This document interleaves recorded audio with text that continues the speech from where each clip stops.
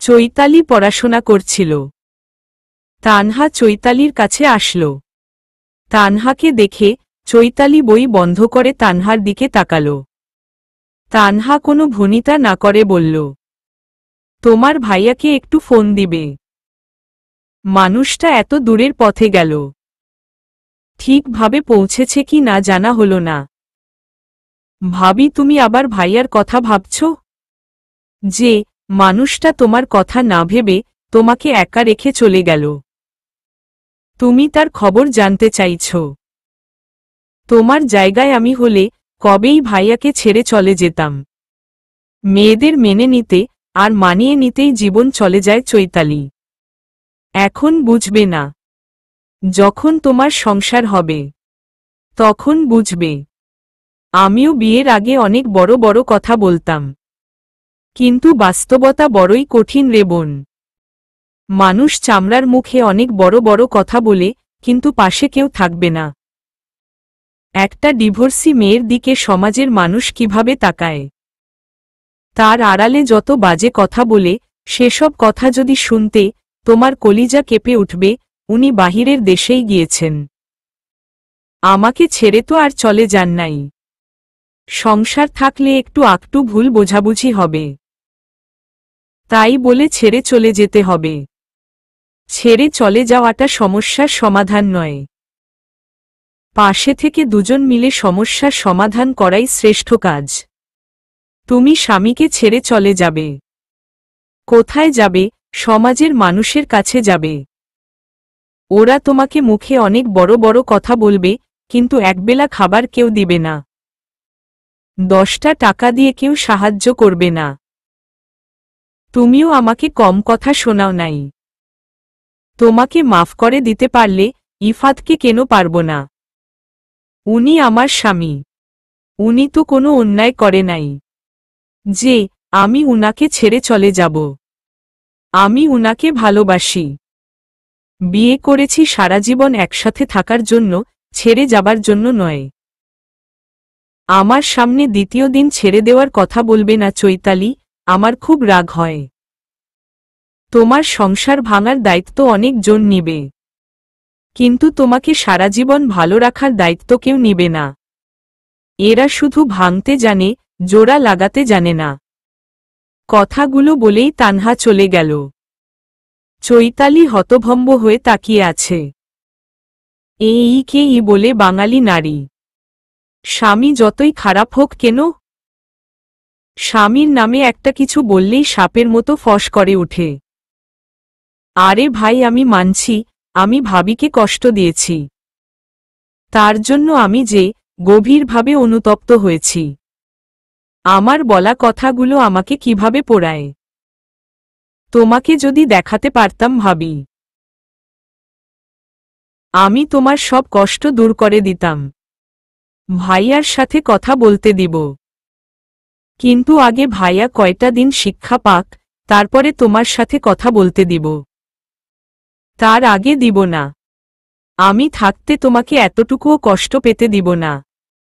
তুমি তো রানী ভাবি, তুমি আমাদের রাজ্য পরিচালনা করবে, তুমি কেন কষ্ট পাবে? চৈতালি থাকতে তোমাকে কষ্ট পেতে দিবে না। আজকে পহেলা ফাল্গুন, চারদিকে হিমেল হাওয়া বইছে।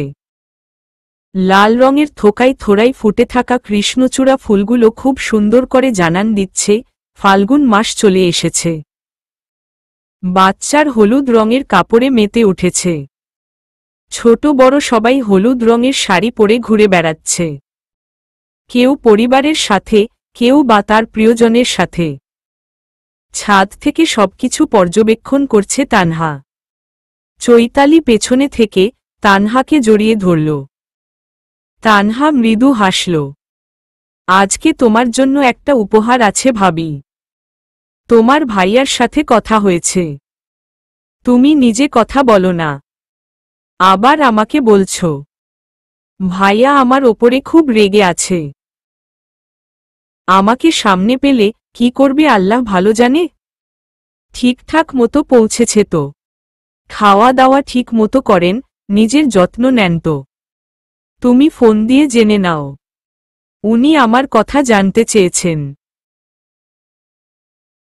আমিও আর উনার কথা জানতে চাইব না। ভাবি, মন খারাপ করো না। দেখবে ভাইয়া খুব তাড়াতাড়ি তোমার কাছে চলে আসবে। এখন আমার সাথে চলো।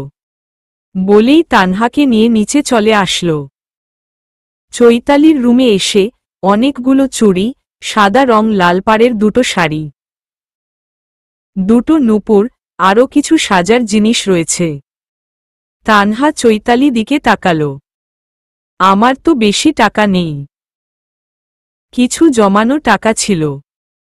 দুজনের জন্য 5 টাকা করে 1000 টাকা দিয়ে এই সস্তা শাড়ি দুটো আর কিছু সাজার জিনিস কিনে নিয়ে আসছি। চুড়িগুলো আমার অফিসের বসও কিনে দিয়েছে।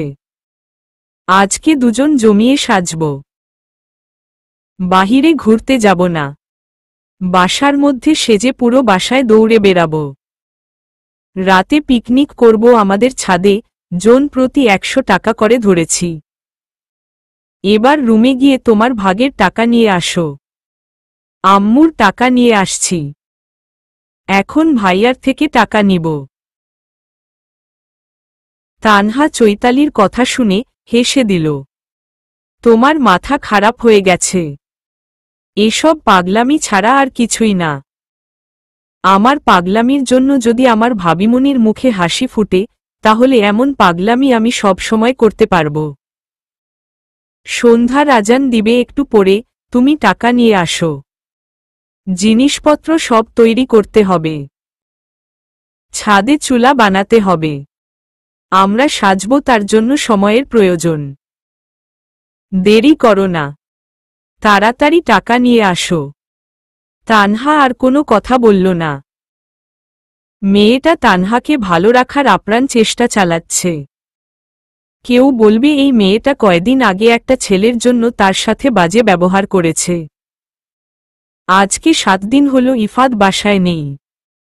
তানহার মনটা বিষাদে ছেয়ে গেছে। কোনো কিছুই ভালো লাগে না। আল্লাহ তায়ালার ওপরে ভরসা রেখে দিনগুলো পার করছে। সবাই তাকে নিরাশ করলেও আল্লাহ তাআলা তাকে কখনো নিরাশ করবে না। ভাইয়া, আমরা পিকনিক করছি, তোমার ভাগের 100 টাকা দাও। তোকে সামনে পেলে কেটে কুটি কুটি করে তেলে ভাজব। আমার কোনো দোষ নেই, তুমি ভাবিকে কষ্ট দিয়েছ। আমি তোমাকে ভাবির কষ্টটা অনুভব করিয়েছি। তানহাকে ছাড়া আমার এক একটা সেকেন্ড কেমন যাচ্ছে আমি জানি, আর আমার আল্লাহ জানে। আমার দম বন্ধ হয়ে আসে জানিস। আগে আমি মেয়েদের দেখতে পারতাম না, এখন একটা মেয়ে আমাকে পাগল বানিয়ে ছাড়ল। তাহলে তোমাকে পাবনা রেখে আসব, তারপরে সুন্দর একটা ছেলে দেখে ভাবিকে আবার বিয়ে দিব। চৈতালি সাহস খুব বেড়ে গেছে। বাসায় খালি আসতে দে, আমাকে ভয় দেখাচ্ছ। আমি ভাবিকে সবকিছু বলে দিব। তুই আমার নিজের মায়ের পেটের বোন, নাকি শত্রু বলতো? এতগুলো দিন কষ্ট করেছি, তুই এক নিমিষেই সবকিছু শেষ করে দিবি। তুমি টাকা দাও, তাহলে ভাবিকে কিছু বলবো না। খুব যত্ন করে রাখছি বউকে। তোর বউ না, আমার বউ। তোমার বউ মানের বাড়ির বউ, তাহলে আমার বউ। কথা কম বলো, ভাবি যে কোনো সময় চলে আসবে। ইফাত চৈতালিকে বিকাশে 100 টাকা পাঠিয়ে দিল। চৈতালি খুশি হয়ে ফোন রেখে দিল। সন্ধ্যার নামাজ পড়ে দুজন মিলে নিজেদের কাজে লেগে গেল। ভাবি রাতের নামাজ শেষ করে রান্না করতে আসব, তারপরে রাত 12টায় খাব। অনেক মজা হবে। তোমার মাথা খারাপ হয়ে গেছে, আম্মা যদি রাগ করেন। আম্মু কিছু বলবে না, আম্মুকে বলাই আছে। আম্মুও থাকবে আমাদের সাথে। তানহা চোখ গোল গোল করে চৈতালির দিকে তাকালো। চৈতালি কাজ শেষ করে তানহাকে নিজের রুমে নিয়ে আসলো। দুজন মিলে শাড়ি পরে সুন্দর করে সাজল। দুহাত ভরে চুড়ি পরেছে তানহা আর চৈতালি। দুজন মিলে পুরো বাসায় দৌড়াদৌড়ি করছে। চুড়ি আর নূপুর রিনিঝিনি শব্দে পুরো বাড়ি মেতে উঠেছে। কোকিয়া বেগম মুগ্ধ দৃষ্টিতে দুজনের দিকে তাকিয়ে আছে। কি শুরু করেছিস? পড়ে যাবি, এভাবে দৌড়াদৌড়ি করিস না।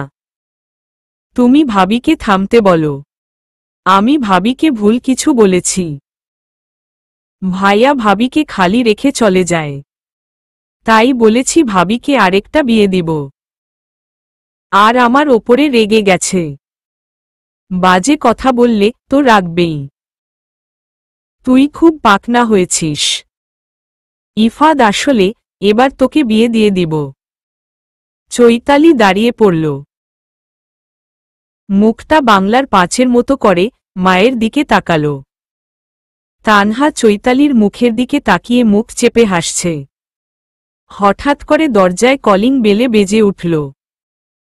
তানহা দরজা খুলে ইফাদকে দেখে অবাক দৃষ্টিতে ইফাদের দিকে তাকিয়ে আছে। ইফাদের চেহারায় মলিনতা বিদ্যমান। ফ্যাকাশে হয়ে আছে মুখখানা। ইফাদ অসহায় দৃষ্টিতে তানহার দিকে তাকাল। তানহা কোনো কথা বলল না। মাথা নিচু করে সরে দাঁড়াল। আমার সাথে কথা বলবে না। তানহা নিরুত্তর। সমস্ত অভিমানগুলো মনে এসে হানা দিয়েছে। দাঁড়িয়ে না থেকে ড্রয়িং রুমে চলে আসল। ইফাদও তানহার পেছনে পেছনে আসল। কোকিয়া বেগমকে ছেলেকে দেখে অবাক নয়নে তাকিয়ে আছে। ইফাদ তুই? হ্যাঁ আম্মু, তোমার ছেলে বিদেশে যায় নাই। কোথায় গিয়েছিল জানো? বলে গিয়ে থেমে গেল। কোকিয়া বেগম যথেষ্ট রেগে গিয়েছেন, তা উনার মুখ দেখে স্পষ্ট বোঝা যাচ্ছে। ইফাদ মায়ের সামনে মাথা নিচু করে দাঁড়িয়ে আছে। ইফাদ তুই সবকিছু ছেলেখেলা মনে করিস? তুই কি আমাদের সাথে ফাজলামি করছিস? এটা তোর কেমন ধরনের ব্যবহার? একটা বার মেয়েটার দিকে তাকিয়ে দেখেছিস? তোর চিন্তায় নিজের কি হাল করেছে? আমি খুব বড় ভুল করে ফেললাম তানহাকে তোর সাথে বিয়ে দিয়ে। আমার মতো করে কেউ তানহাকে ভালোবাসতে পারবে না আম্মু। আমি তো শুধু। চুপ কর বেয়াদব। একদম আমার সাথে কথা বলবি না। বিয়ের পর থেকে মেয়েটাকে কষ্ট দিয়ে যাচ্ছিস। আবার বলছিস তোর মতো করে কেউ ভালোবাসতে পারবে না। মেয়েটার রূপেগুণে কোনো দিকে কমতি আছে। অন্য জায়গায় বিয়ে হলে রাজরানী হয়ে থাকত। ভেবেছিলাম এতিম মেয়েটাকে কখনো কষ্ট পেতে দিব না, কিন্তু তুই আমার আশা পূর্ণ হতে দিলই না। তানহাকে নিয়ে যদি তোর এতই সমস্যা থাকে তাহলে বলে দে, আমি তানহাকে আবার বিয়ে দিব। আম্মু এমন কথা বলবে না। আমার অনেক খারাপ লাগে। ওর মুখে অন্য ছেলের নাম শুনলেই আমার বুকে ব্যথা করে। অন্য কারো হয়ে গেলে আমি মরেই যাব। আমি বেঁচে থাকতে তানহা কারো হতে পারবে না। বেয়াদবি করার আগে মনে ছিল না, একটা বার ভাবলি না মেয়েটার মনের অবস্থা কি হতে পারে। আম্মু আমার ভুল হয়ে গেছে। আমি আর কখনো এমন ভুল করব না। আমি তোর কাছে আমার মেয়েকে আর দিব না। এখন তুই ভুল করলেই কি আর না করলেই কি? আম্মু আমি তো তানহার কাছে ক্ষমা চা। তুই নিঃসন্দেহে অপরাধ করেছিস। ইফাত তানহার দিকে তাকিয়ে বলল, তানহা আমার ভুল হয়ে গেছে। আমি আর কখনো এমন করব না। প্লিজ আমাকে মাফ করে দাও। তানহা ইফাদের কথার গুরুত্ব না দিয়ে চৈতালিকে বলল, চৈতালি চলো, আমাদের দেরি হয়ে যাচ্ছে। বলেই চৈতালির হাত ধরে ওপরে চলে গেল। ইফাদ অসহায় দৃষ্টিতে ওদের দিকে তাকিয়ে আছে। কোকিয়া বেগম বললেন, ঠিক হয়েছে, বলেই নিজের রুমে চলে গেল। ইফাদ হতভম্ব হয়ে দাঁড়িয়ে রইল। শেষমেশ আম্মু আমার সাথে শত্রুতা করল। চারিদিকে গানের প্রতিধ্বনি শোনা যাচ্ছে। পাড়ার সবাই মিলে পিকনিক করছে। সেখান থেকেই আওয়াজ আসছে, তানহা আর চৈতালি চুলায় আগুন ধরানো নিয়ে ব্যস্ত। ভাবি তাড়াতাড়ি চুড়িগুলো খুলে ফেলো, ভাইয়া দেখলে সর্বনাশ হয়ে যাবে, আমার সাথে তোমাকেও বকা দিবে। আমি উনাকে ভয় পাই নাকি? আমি কিছুতেই চুড়ি খুলব না। উনি আমার সাথে এত বড় ফাজলামি কিভাবে করলেন? আমি যেটা পছন্দ করি না উনি সেটাই করেছেন। এবার উনি যেটা পছন্দ করে না আমি সেটাই বেশি করে করব। কথা বলবো না ওনার সাথে? তোমার বর তুমি যা খুশি করো। আমার ভাই আমাকে তেলে ভাজবে বলেছে। আমি ভাইয়াকে প্রচুর ভয় পাই। তুমি চুড়িগুলো খুলো, বলেই তানহার হাত থেকে চুড়িগুলো খুলে নিল। নিজের হাতের চুড়িগুলোও খুলে নিল। ছাদের এক কোণে চুড়িগুলো লুকিয়ে রাখল। কোকিয়া বেগম ছাদে আসলেন। তানহা আর চৈতালিকে একা একা কাজ করতে দেখে বলল, সাহায্য লাগলে আমাকে বলো। আম্মা, আপনি হাঁটুর ব্যথা নিয়ে ওপরে আসলেন কেন? আপনার কোনো কিছুর দরকার পড়লে আমাদের বলতে পারতেন। আমার মেয়েরা একদিন শখ করছে, আমিও তাদের আনন্দে ভাগ বসাতে চাই। আমি বয়সে বুড়ো হয়ে গেছি, আমার মনটা তো আর বুড়ো হয় নাই। মন তো অনেক কিছুই করতে বলে, লোক লজ্জার ভয় কিছু বলি না। আজকে আমিও তোমাদের সাথে ছাদে রান্না করব, রাত জেগে আড্ডা দিব, আমার ছোটবেলার গল্প শোনাব। তানহা নিচে এসে চেয়ার নিয়ে ওপরে চলে আসল। কোকিয়া বেগমকে বসতে বলল। কোকিয়া বেগম চেয়ার টেনে বসেলেন। ইফাত ফ্রেশ হয়ে ছাদে আসল। আম্মু, তোমরা সবাই ছাদে কি করছো? হাওয়া খাচ্ছি। তুই খাবি? ছাদে রান্না করবে। এসব বাজে বুদ্ধি কার? অসাবধানতা বশত যদি আগুন গেলে যায়। পৃথিবীতে কেউ রান্না করে খাচ্ছে না। তোমার বউ রান্না করতে এসেছে, তাই আগুন নিজ থেকে তোমার বউয়ের শরীরে গেলে যাবে। ইফাত গম্ভীর মুখ করে চৈতালির দিকে তাকাল। চৈতালি মাথা নিচু করে ফেলল। সবকিছু নিয়ে নিচে চল, যা করার নিচে গিয়ে করবি। এমন করছো কেন ভাইয়া? একটা দিনই তো। ভাবি, ভাইয়াকে কিছু বলো না, বাজে কথায় কান দিও না। আমাকে কয়টা পেঁয়াজ কেটে দাও। কথা বলে অযথা সময় নষ্ট করো না। তানহা সবকিছু নিয়ে জেদ করতে নেই। তোমাদের পিকনিক করতে হলে নিচে গিয়ে করো। তোমার এত দরদ লাগলে তুমি ভাবির হয়ে রান্না করে দাও। দরকার পড়লে আমিই রান্না করব। শাড়ি পরে রান্না করতে হবে না। রাত করে চুল খোলা রাখছিস কেন? দুজনেই চুলগুলো হাত খোপা করে ফেল। তানহা, মা উঠে এসো। একটা কাজেও ওকে সাহায্য করবে না। কত বড় বড় কথা হয়েছে, নিজেই রান্না করুক। তানহা চুপচাপ উঠে এসে শাশুড়ির পাশে গিয়ে বসল। চৈতালি চুলগুলো হাত খোপা করে নিল। তানহা চুলগুলো খোপা করছে না দেখে ইফাদ রাগী দৃষ্টিতে তাকাল। সেদিকে পাত্তা না দিয়ে শাশুড়ির পা টিপে দিতে লাগল। আমাকে এসব বলে লাভ নেই। সৌদি আরবে থাকতে সারাদিন কাজ করে এসে নিজের রান্না নিজেকেই করতে হয়েছে বলেই রান্না করতে শুরু করল। ইফাতকে দেখেই বোঝা যাচ্ছে সে বেশ ক্লান্ত। পরিবারের মুখে হাসি তুলে দেওয়ার জন্য যত্ন সহকারে নিজের ঘুমকে আটকে রেখেছে।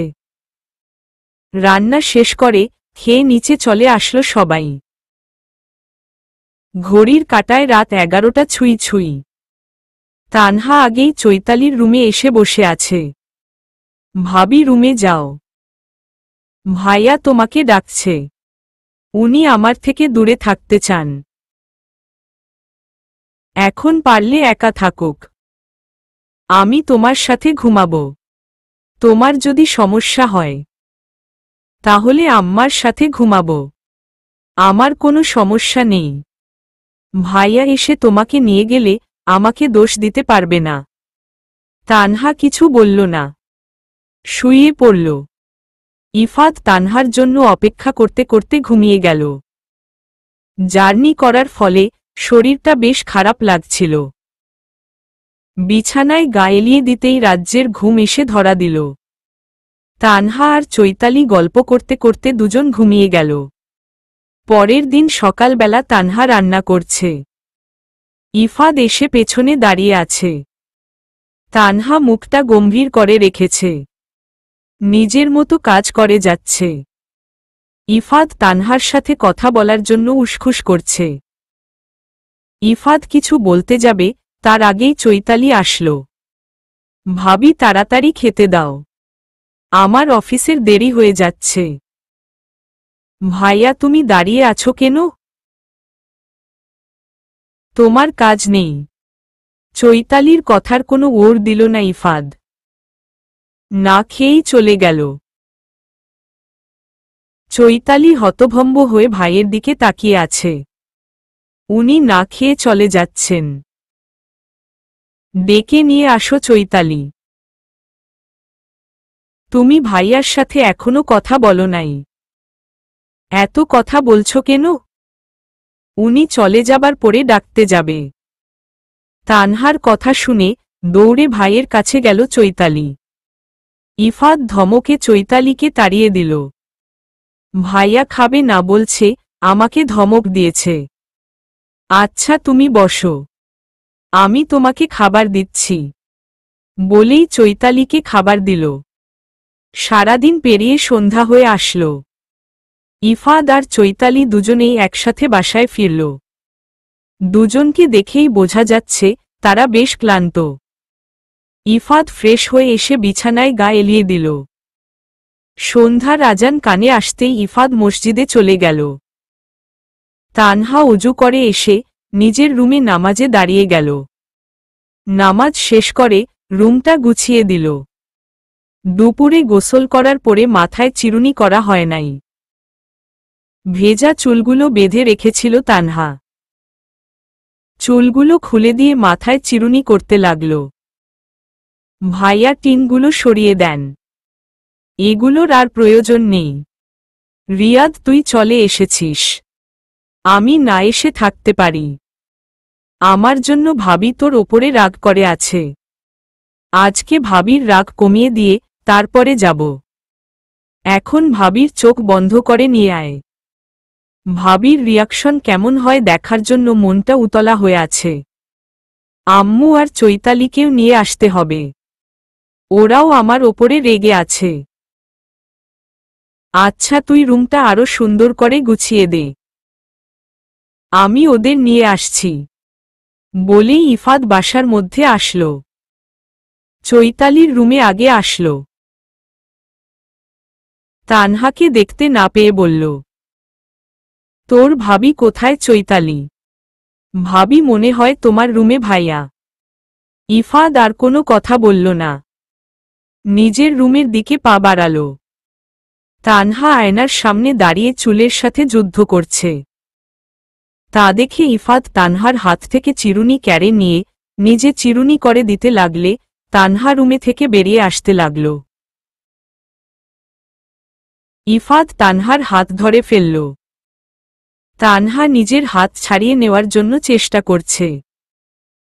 ইফাদ তানহার হাত আরো শক্ত করে ধরল। তানহা রেগে ইফাদের দিকে তাকাল। ইফাদ তানহাকে নিজের কাছে টেনে নিয়ে আসল। তানহার মুখের সামনে আসা চুলগুলো সরিয়ে দিয়ে বলল, এত রাগ কেন তোমার?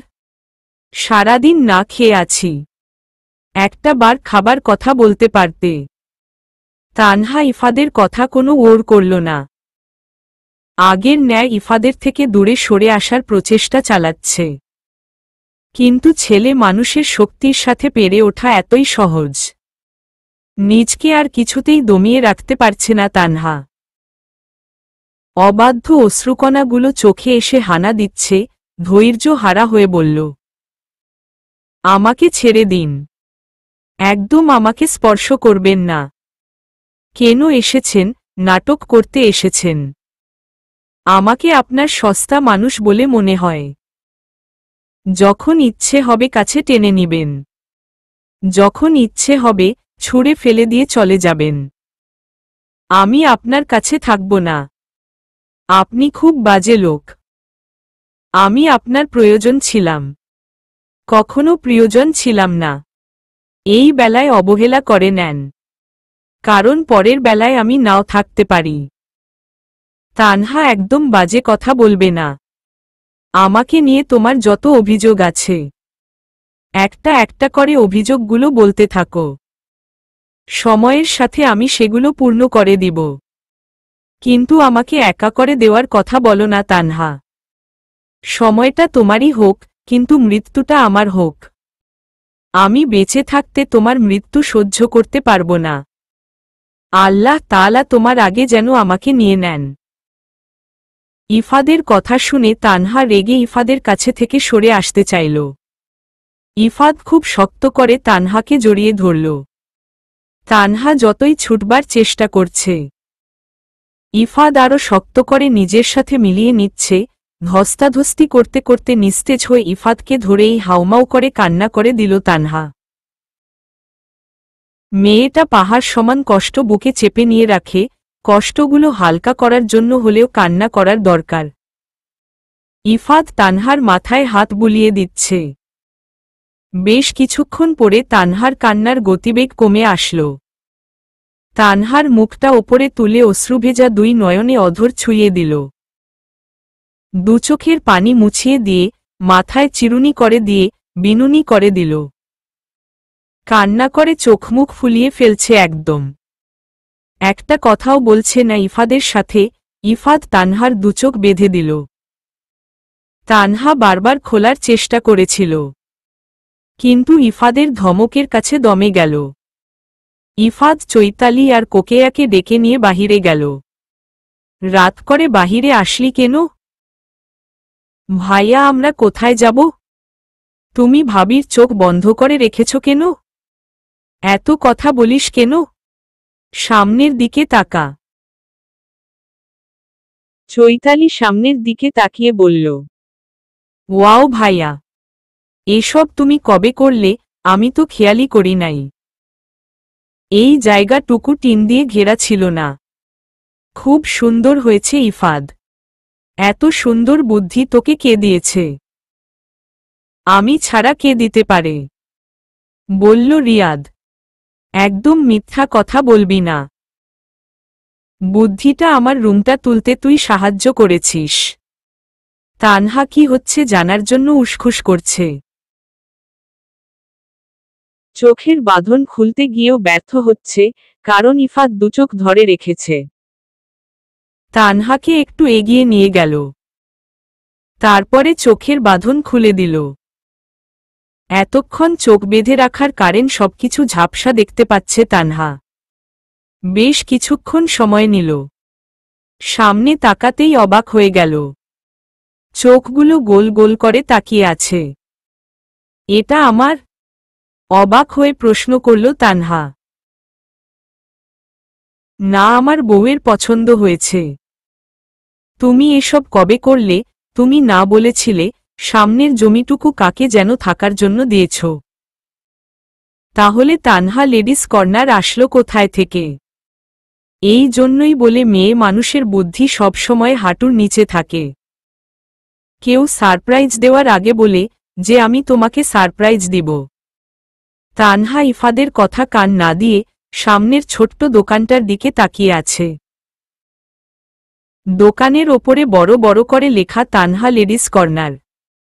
ভেতরে মেয়েদের নানান রকমের বাহারি পোশাক সাজানো। মেয়েদের সাজসজ্জার জন্য গহনাও রয়েছে।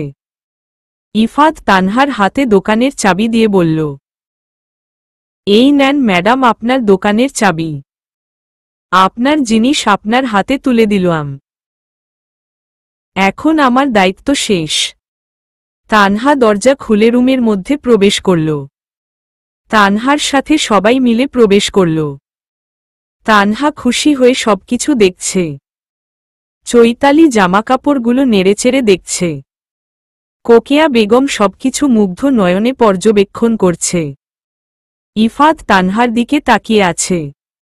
মেয়েটা মুখের ভাব এমন করেছে, মনে হয় বিশাল কিছু পেয়েছে। তানহার হাসি মুখখানা দেখে ইফাদের মনে হচ্ছে তার কষ্টগুলো সার্থক হয়েছে। ভাইয়া, আমি এই ড্রেসটা নিব।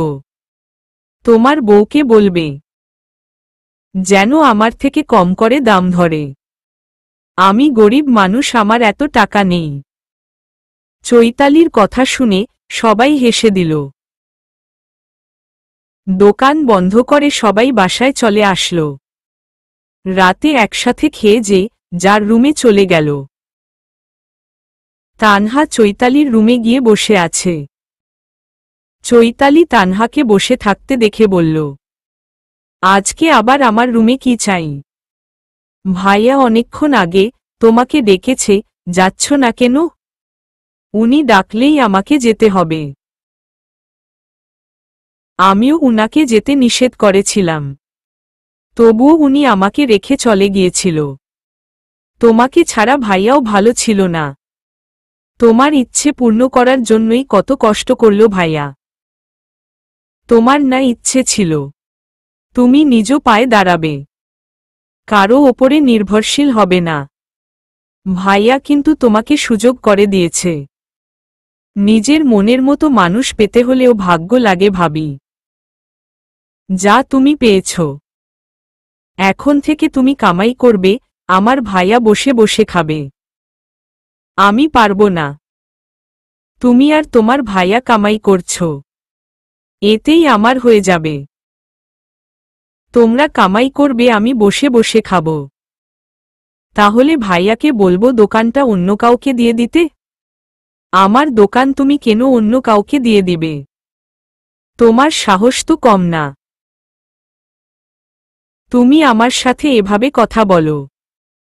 চৈতালি কিছু বলতে যাবে, তার আগেই ইফাদ এসে বলল, চৈতালি একটু বাহিরে যা, তানহার সাথে আমার কথা আছে।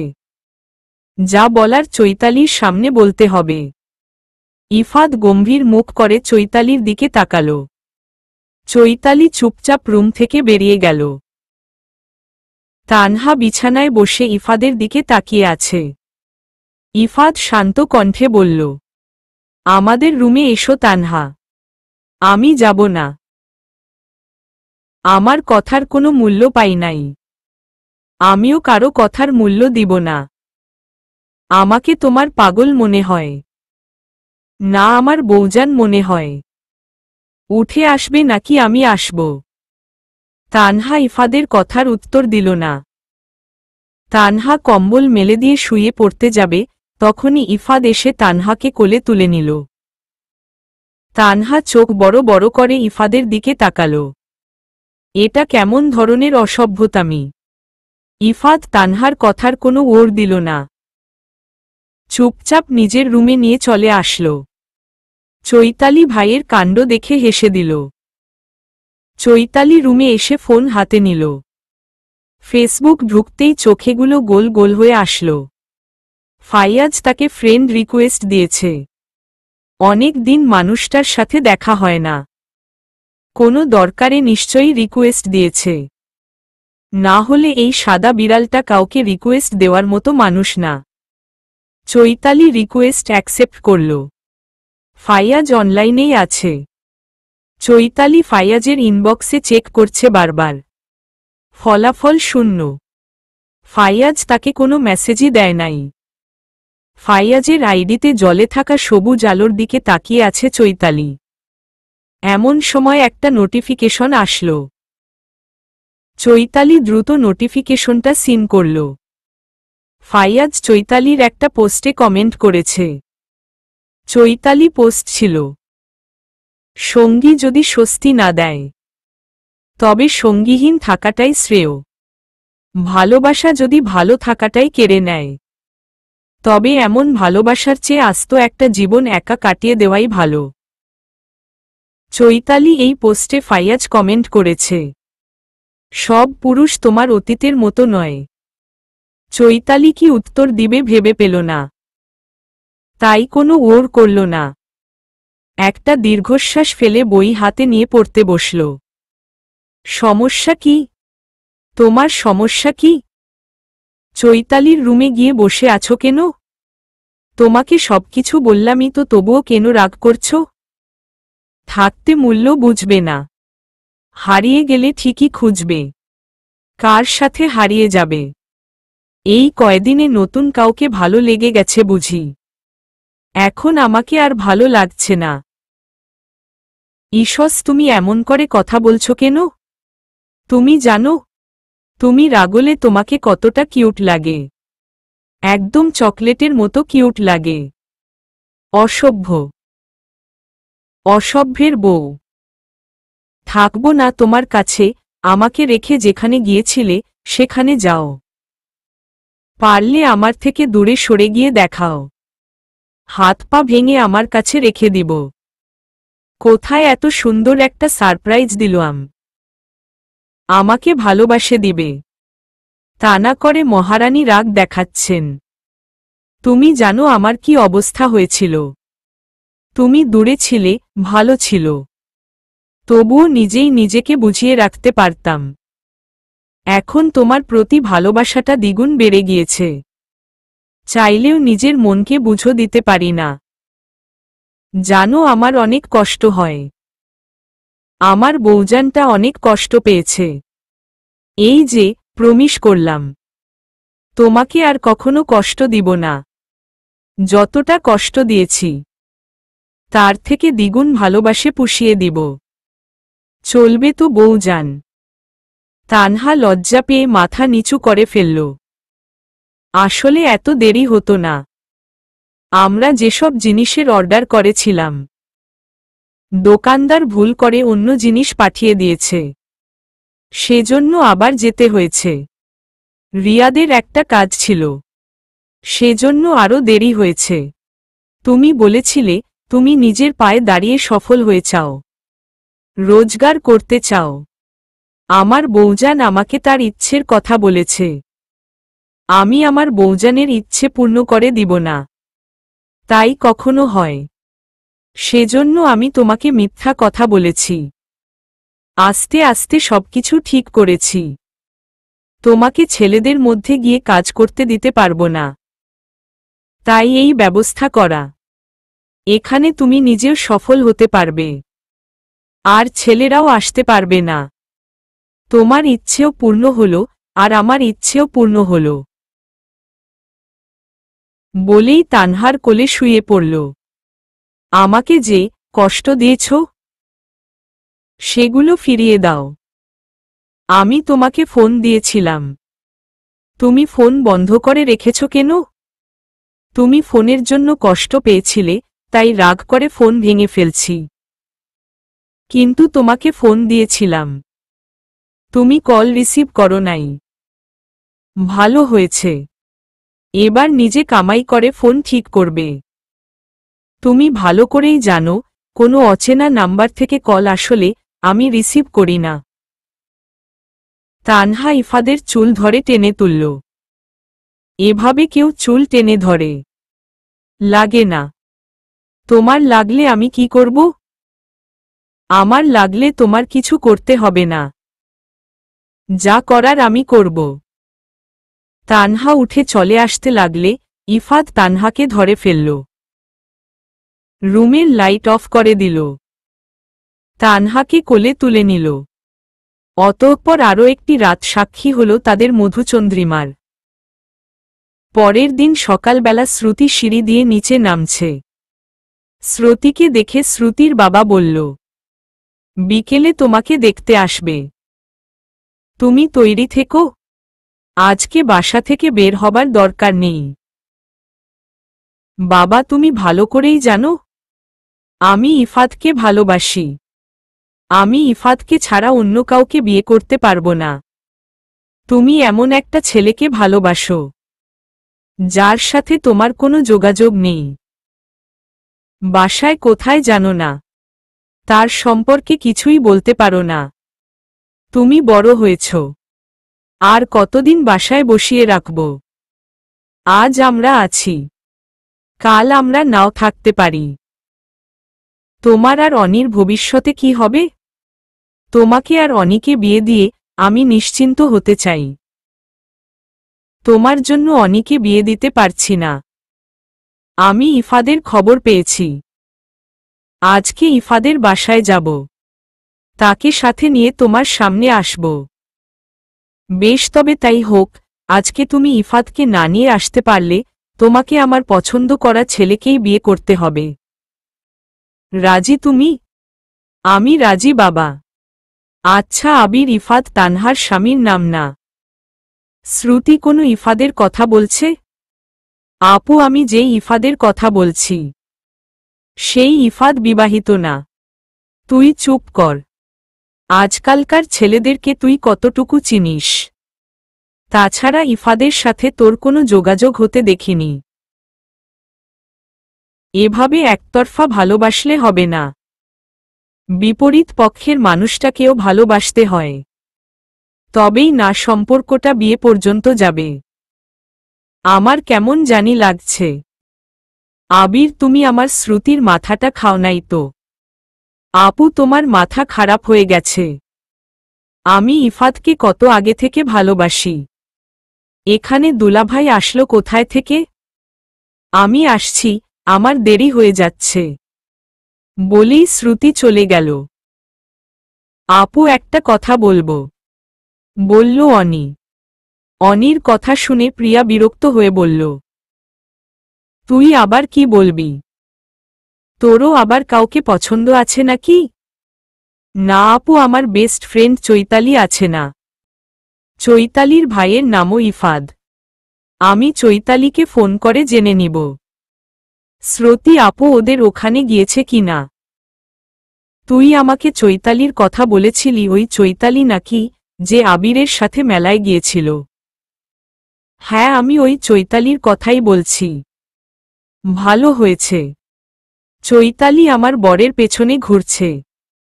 এখন আমার বোন ওর ভাইয়ের পিছনে ঘুরছে। আপু, চৈতালি ভাই সত্যি বিবাহিত। ইফাদ ভাইয়ার বউটা খুব সুন্দর, ব্যবহারও অনেক ভালো। চৈতালি একদিন কলেজে নিয়ে আসছিল। কি বলছি? তাহলে শ্রুতিকে তো ইফাদের থেকে দূরে সরিয়ে নিয়ে আসতে হবে। মেয়ে হয়ে আরেকটা মেয়ের সংসার কিছুতেই ভাঙতে দিব না। তুমি না বললেও শ্রুতি আপু চৈতালির ভাইয়ের সংসার ভাঙতে পারবে না। চৈতালি ভাই খুব সিরিয়াস একটা মানুষ, সেজন্য আপুকে পাত্তা দেয় নাই। বিদেশে থাকতে আপুকে বলেছিল সে নাকি বিবাহিত, কিন্তু আপু বিশ্বাস করে নাই। অনির কথা শুনে প্রিয়ার কপালে চিন্তার ভাঁজ পড়ে গেল। ইফাদ নিজের রুমে তৈরি হচ্ছে, তানহা রান্না ঘরে কাজ করছে। হঠাৎ করে দরজায় কলিং বেল বেজে উঠল। তানহা দরজা খুলে দিতেই সালোয়ার কামিজ পরা একটা মেয়েকে দেখতে পেল। শ্রুতি তানহাকে প্রশ্ন করল, ইফাদ আছে? জি আছে, কিন্তু আপনি কে? ইফাদকে দিকে আপনার কি কাজ? বাহিরে দাঁড় করিয়ে রেখে কথা বলবে, নাকি বাসার মধ্যে প্রবেশ করতে দিবে? তানহা সরে দাঁড়াল। শ্রুতি ড্রয়িং রুমে আসল। তানহা একটা চেয়ার এনে দিল। শ্রুতি বসতে বসতে বলল, আমি ভুল না হলে তুমি ইফাদের বোন চৈতালি, তাই না? তানহা শ্রুতির কথা শুনে গোল বড় বড় করে তাকাল। ড্রয়িং রুমে কথার আওয়াজ পেয়ে ইফাদ রুম থেকে বেরিয়ে এসে বলল, কার সাথে কথা বলছো তানহা? দুজনের দৃষ্টি ইফাদের দিকে বিদ্যমান। ইফাদ ভ্রু কুঁচকে শ্রুতির দিকে তাকাল। তানহা ভেতরে ভেতরে ভয় পাচ্ছে।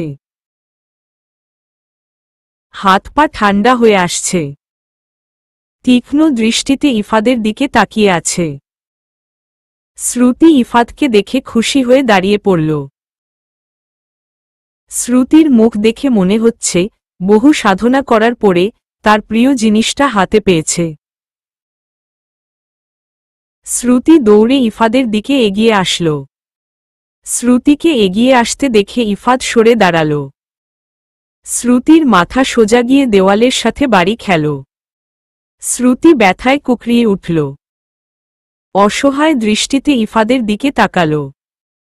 এতগুলো দিন পরে আমাদের দেখা হলো, আজকেও তুমি আমাকে অবহেলা করবে? এভাবে সরে না গেলেও পারতে। আজব তো, আপনি কে?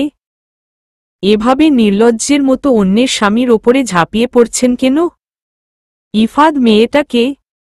অন্যের স্বামী মানে? ইফাদ আমার স্বামী। ইফাদকে আমি বিয়ে করব। আমি ছাড়া ইফাদ অন্য কারো হতে পারে না। এতগুলো বছর ধরে এমনি এমনি ইফাদের পেছনে পড়ে নাই। সারা জীবন একসাথে থাকার জন্য ইফাদের আশায় বসে আছি। তুমি জানো না তোমার ভাইয়া আমাকে ভালোবাসে, আমরা দুজন দুজনকে অনেক ভালোবাসি। তোমার ভাইয়া বাসায় কিছু বলে নাই? শ্রুতি, তোমার কোথাও ভুল হচ্ছে, তানহা আমার বোন নয়। তানহা আমার স্ত্রী। তানহার সাথে কথা বলতে হলে নিম্ন স্বরে বলবে। আমার সামনে অনন্ত তানহার সাথে উচ্চ স্বরে কথা বলতে পারবে না। কি সব পাগলামি শুরু করে দিয়েছ? তুমি আমার বাসার ঠিকানা জানলে কি করে? শ্রুতি ইফাদের কথা শুনে দুপা পিছিয়ে গেল। মনে হচ্ছে বিশাল আকাশটা তার মাথার ওপরে এসে পড়েছে। চোখ দুটো ঝাপসা হয়ে আসছে। রেগে ইফাদের কলার চেপে ধরল। তুমি আমার সাথে মজা করছো? তুমি জানো না আমি তোমাকে কতটা ভালোবাসি। তুমি আমাকে রেখে কিভাবে অন্য একটা মেয়েকে বিয়ে করতে পারো? ইফাদ নিজের থেকে শ্রুতিকে ছাড়িয়ে দিল। খুব শান্ত কণ্ঠে বলল, দেখো শ্রুতি, আমি তোমাকে বলেছিলাম আমি বিয়ে করতে বাংলাদেশে এসেছিলাম। তুমি আমার কথা মেনে নিতে পারোনি। সেটা তোমার ব্যর্থতা। এভাবে যখন তখন আমার কাছে আসবে না। আমি এসব একদম পছন্দ করি না। আর আমি তোমাকে ভালোবাসি না। তোমাকে কখনো বলেছি আমি তোমাকে ভালোবাসি? অযথা ভিত্তিহীন কথা বলবে না। কেন তোমার কাছে আসব না? আমি তোমাকে ভালোবাসি।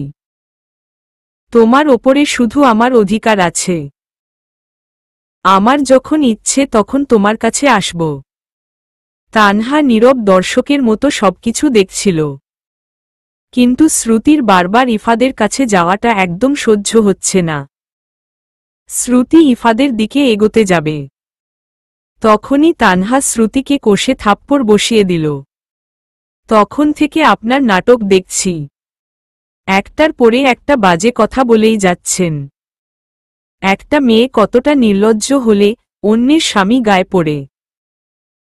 আমার ধৈর্যের পরীক্ষা নিবেন না। আমি আমার স্বামীর বিষয়ে খুব সিরিয়াস। আমাকে রাগিয়ে দিয়েন না। আমি রেগে গেলে আপনাকে খুন করতেও দুবার ভাবব না। আমার বাসায় এসে আমার সামনেই বলছে আমার স্বামী ওপরে তার অধিকার বেশি। কত বড় দুঃসাহস! তানহা রেখে জোরে জোরে শ্বাস নিচ্ছে। রাগী চোখে বারবার ইফাদের দিকে তাকাচ্ছে। ইফাদ কিছু বলতে যাবে, তার আগেই তানহা শ্রুতির ঘাড় ধরে দরজার দিকে এগোতে লাগল। শ্রুতিকে ধাক্কা দিয়ে বের করে দিয়ে বলল, অধিকার দেখাবি? আমার বাসা থেকে বের হয়ে গিয়ে দেখাবি? বলেই দরজা লাগিয়ে দিল। তানহা রেগে ড্রয়িং রুমে এসে দাঁড়াল। ইফাদ ইনোসেন্ট মুখ করে দাঁড়িয়ে আছে। তানহা ক্রোধিত দৃষ্টি নিক্ষেপ করতেই বলল, খুলছি, এখনই শার্ট খুলে অন্য শার্ট পরে আসছি। এভাবে আমার দিকে তাকাবে না। আমার শরম করে। বলেই নিজের রুমে চলে গেল। ইফাদের কাণ্ড দেখে তানহা হেসে দিল। স্বামী তো এমনই হওয়া উচিত। না বলতেই মনের কথাগুলো বুঝে ফেলবে। ইফাদ শার্ট চেঞ্জ করে এসে বলল, আমি তাহলে আসি তানহা।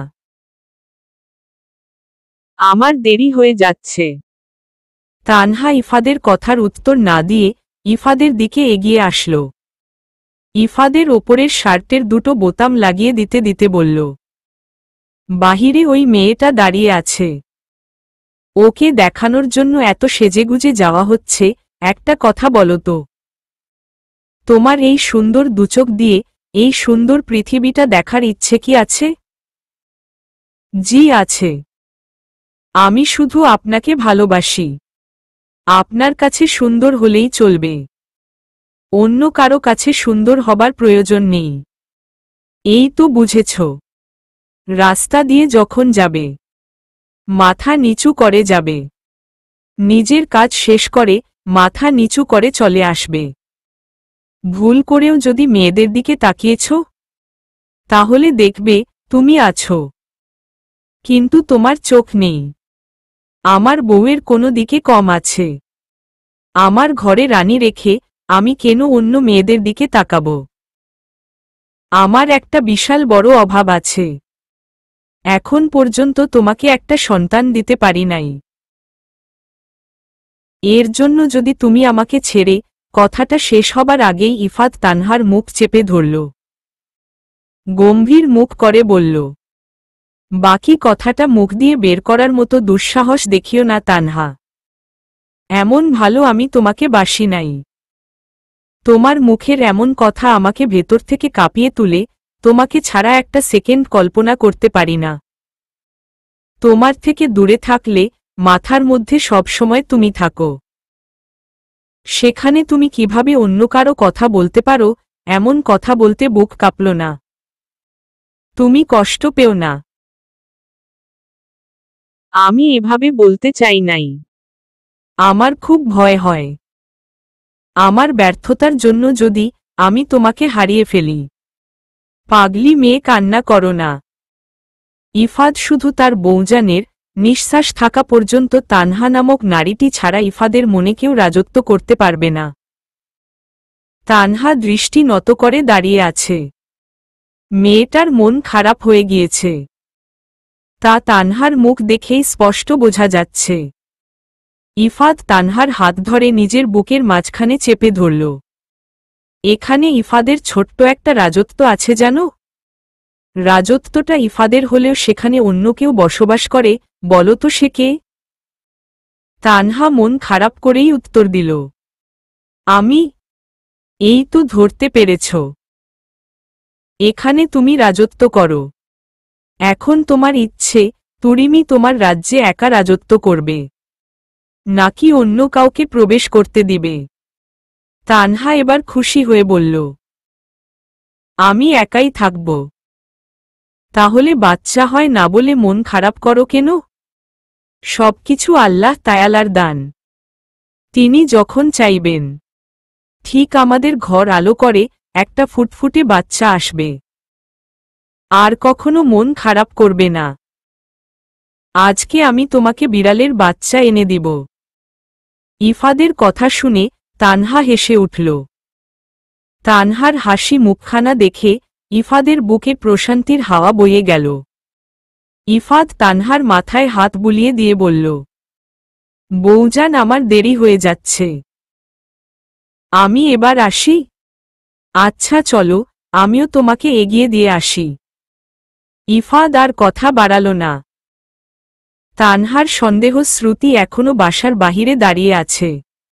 মনে মনে ঠিক করে নিল, বাহিরে গিয়ে শ্রুতিকে দেখল, আচ্ছা মতো অপমান করে দিবে। এসব ভাবতে ভাবতে ইফাদের সাথে রাস্তায় এসে দাঁড়াল। ইফাদকে রাস্তায় দেখে শ্রুতি দৌড়ে ইফাদের কাছে আসল। ইফাদ, তোমার সাথে আমার কিছু কথা আছে। আমি বাবাকে কথা দিয়ে আসছি। আজকে তোমাকে আমাদের বাসায় নিয়ে যাব। আজকে তোমাকে না নিয়ে যেতে পারলে বাবার পছন্দ করা ছেলেকে বিয়ে করতে হবে। এখন আমি কি করব? তুরিমি আমাকে বলে দাও। বাসায় গিয়ে বিয়ে করে নাও। তোমার যদি আর কিছু বলার থাকে তাহলে তানহার কাছে বলতে পারো। আমি আর তানহা এক। তানহাকে বলা মানেই আমাকে বলা। বলেই একটা গাড়িতে উঠে চলে গেল। ইফাত যাওয়ার সাথে সাথে তানহা তেরে শ্রুতির দিকে এগিয়ে আসল। নির্ঘাত আমার স্বামী ভালো মানুষ, তাই এখনো তোমার সাথে ভালো ব্যবহার করছে। তোমার কি লজ্জাশ্রম বলতে কিছু নেই? ঘাড় ধাক্কা দিয়ে যে বাসা থেকে বের করে দিলাম, এখনো নির্লজ্জের মতো এখান পড়ে আছো। তুমি জানো তানহা, ইফাদ আর আমার বিয়ে হয়েছে। আচ্ছা তাই নাকি? তাহলে বিয়ের কাবিননামা দেখাও, বিয়ের পিক দেখাও। তানহার কথা শুনে শ্রুতি নিজের ফোন থেকে কয়েকটা ছবি বের করে দেখালো। তানহা শব্দ করে হেসে বলল, তোমার দুলাভাইকে গিয়ে বলো, দুলাভাই আপনার এডিট করা ছবিগুলো কাজে লাগে নাই, আরও কঠিন পথ অবলম্বন করতে বলো। তানহা আর ইফাতকে আলাদা করা এত সহজ নয়। তুমি এখানে থেকে যাবে নাকি পাড়ার লোক ডেকে এনে মার খাইয়ে নিব? শ্রুতি অবাক হয়ে তানহার দিকে তাকিয়ে আছে। আবির বলেছিল তানহা বোকা প্রকৃতির মেয়ে, তাহলে এত কিছু তানহা জানল কি করে? তানহা দোকানের কাছে থেকে ঝাড়ু হাতে তুলতেই শ্রুতি দৌড়ে পালাল। বাসায় গিয়ে সবকিছু নতুন করে সাজাতে হবে, জনসম্মুখে অপমানিত হওয়া যাবে না। নিজের সম্মান রক্ষা করার জন্যই দৌড়ে চলেছে শ্রুতি। একটা কথা মনে রেখো তানহা, ইফাতকে আমার চাই। ইফাতকে যদি নিজের করে না নিতে পেরেছি, তাহলে আমার নামও শ্রুতি না। দ্রুত গতিতে অফিসে প্রবেশ করল ফাইয়াজ। হাত থেকে টপ টপ করে রক্ত ঝরছে। ফাইয়াজকে দেখে অভি এগিয়ে আসল। ফাইয়াজের হাত থেকে রক্ত পড়তে দেখে অস্থির হয়ে বলল, তোর হাতে কি হয়েছে? ঔষধ লাগতে হবে, ঔষধ পরে লাগাবো। ওনারা কি সবাই চলে এসেছে? খুব দেরি হয়ে গেল, তাড়াতাড়ি মিটিং রুমে চল। চৈতালি তুমি এসো। ফাইয়াজের কথা শুনে চৈতালি দ্রুত উঠে দাঁড়াল। ফাইয়াজ হঠাৎ করে আবার বলে উঠল, চৈতালি তুমি থাকো, রিমি তুমি দ্রুত আসবে। অভি তাড়াতাড়ি চল বলেই তিনজন চলে গেল। চৈতালি গম্ভীর মুখ করে দাঁড়িয়ে রইল। ভেতরে থেকে অদ্ভুত এক খারাপ লাগা অনুভব করল চৈতালি, কিন্তু বাহিরে প্রকাশ করল না। তানহা সব কাজ শেষ করে নিজের দোকানে আসল। সবকিছু খুঁটিয়ে খুঁটিয়ে দেখছে, নতুন দোকান হয়েছে। দোকানের মধ্যে কি আছে তা জানার আগ্রহটা একটু বেশিই। গার্লস স্কুলের মেয়েরা আগ্রহী চোখে তানহার দোকানের দিকে তাকিয়ে আছে। সবাই ভেতরে আসতে চাচ্ছে, কিন্তু লজ্জায় আসতে পারছে না। কেউ বলছে তুই আগে যা, কেউ বা বলছে তুই যা। বলতে বলতে সবাই ভেতরে প্রবেশ করল। তানহা সবাইকে ভরসা দিল। সবাই নিজের পছন্দমতো জিনিসের দাম করছে। তিনজন কয়টা জিনিস নিয়ে চলে গেল। তাসফিয়া গম্ভীর মুখ করে বাবার সামনে দাঁড়িয়ে আছে। তাসফিয়ার বাবা মেয়ের দিকে তাকিয়ে শান্ত কণ্ঠে বলল, তুমি আমাকে কিছু বলতে চাও? আব্বা, ফাইয়াজ ওই মিডিল ক্লাস পরিবারের মেয়ের প্রেমে পড়েছে। জল বেশিদূর গড়ানোর আগেই ফাইয়াজকে শ্রুতির সাথে বিয়ে দিয়ে দিন। শ্রুতি অনেক ভালো মেয়ে। শ্রুতির বাবার সমাজে ভালো নামডাক আছে, অনেক টাকা পয়সাও আছে। ওরা তিন বোন, ওদের বাবার যা কিছু আছে, ভবিষ্যতে সবকিছু তিন বোনই পাবে। আর শ্রুতি পেলে আমাদের ফাইয়াজের হয়ে যাবে। এতে আমাদের ক্ষমতা আরও বৃদ্ধি পাবে, বলল তাসফিয়া। তুমি কি বলতে চাইছ? হেয়ালি না করে পরিষ্কার করে খুলে বলো। ইয়াদ আছে না পুতুল আপা যার সাথে প্রেম করত? ইয়াদের ছোট বোন, নাম চৈতালি। আপনার ছেলে ছোটলোক ঘরের মেয়ের প্রেমে পড়েছে। ছেলের ঘরে গিয়ে কখনো দেখেছেন? মেয়েটার ছবি দিয়ে নিজের রুম ভরে রেখেছে।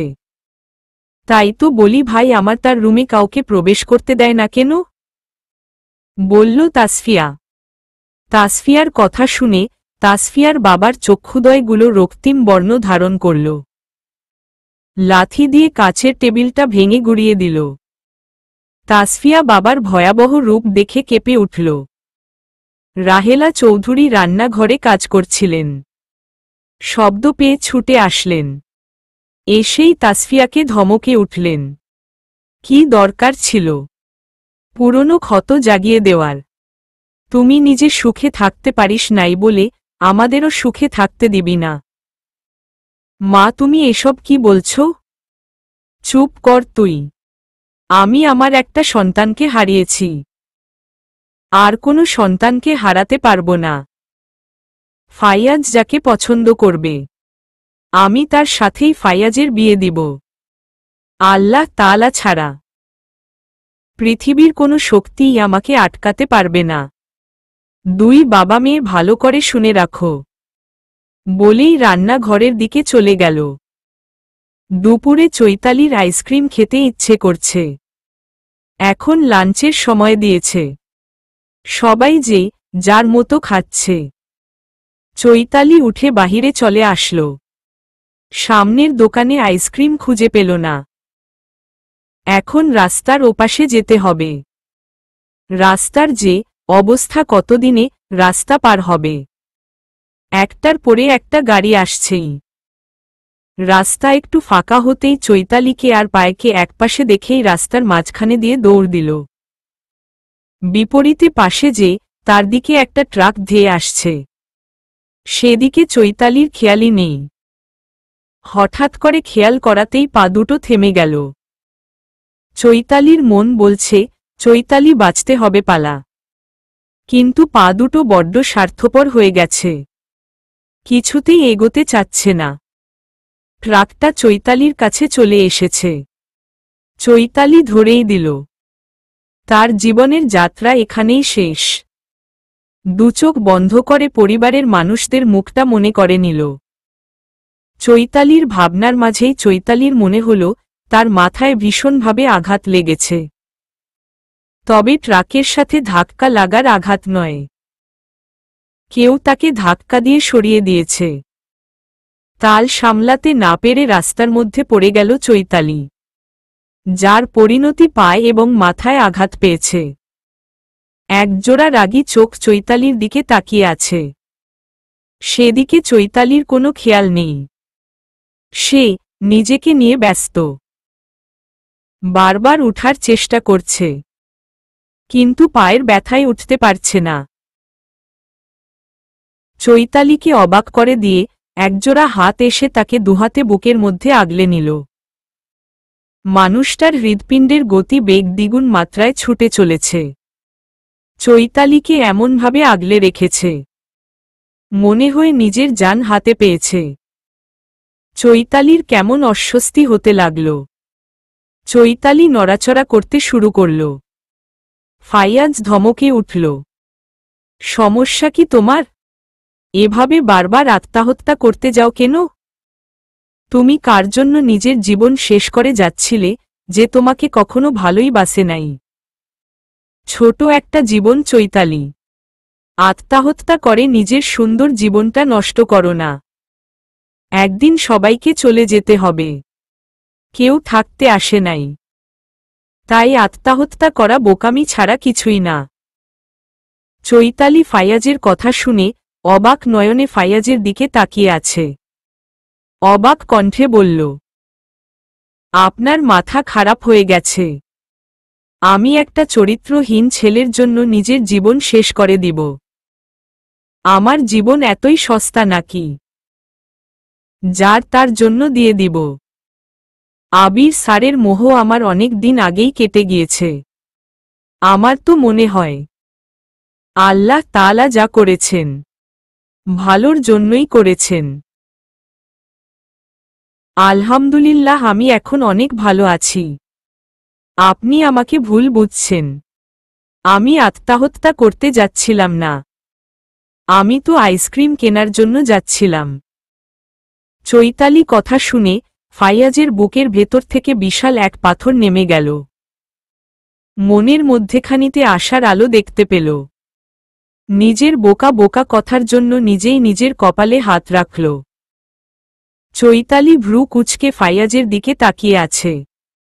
ফাইয়াজ গম্ভীর মুখ করে বলল, আজকে কত আইসক্রিম খেতে পারো? আমিও দেখব। একটা আইসক্রিমের জন্য নিজের জীবন দিতে যাচ্ছিলে, যদি তোমার কিছু হয়ে যেত তাহলে? আমি চৈতালি ফাইয়াজের দিকে তাকিয়ে আছে। ফাইয়াজ কিছু একটা বলতে গিয়েও থেমে গেল।